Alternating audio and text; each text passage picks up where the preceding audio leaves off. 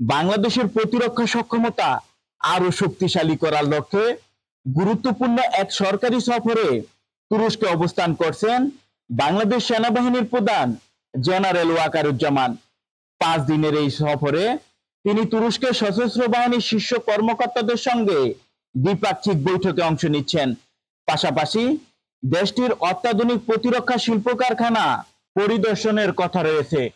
সফরে সামরিক আধুনিকায়ন, যৌথ প্রশিক্ষণ, প্রযুক্তি হস্তান্তর এবং ভবিষ্যৎ প্রতিরক্ষা সহযোগিতা নিয়ে বিস্তারিত আলোচনা হচ্ছে।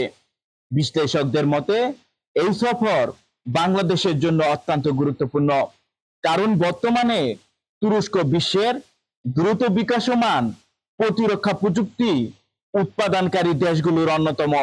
বিশেষ করে যুদ্ধক্ষেত্রে সফলভাবে ব্যবহৃত ড্রোন, আধুনিক আর্টিলারি, সাঁজোয়া যান এবং বিভিন্ন উন্নত সামরিক প্রযুক্তিতে দেশটি উল্লেখযোগ্য অগ্রগতি অর্জন করেছে। ধারণা করা হচ্ছে এই সফরের মাধ্যমে বাংলাদেশ এবং তুরস্কের মধ্যে নতুন প্রতিরক্ষা সহযোগিতার পথ আর প্রসারিত হতে পারে।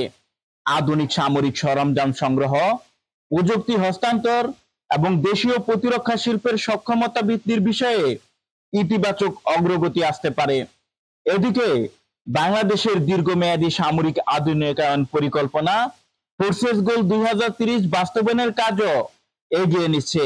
সেই লক্ষ্য অর্জনে তুরস্কের সঙ্গে যৌথ প্রশিক্ষণ, প্রযুক্তিগত সহযোগিতা এবং প্রতিরক্ষা শিল্পের অংশীদারিত্বে গুরুত্বপূর্ণ ভূমিকা রাখতে পারে বলে মনে করছেন সংশ্লিষ্টরা।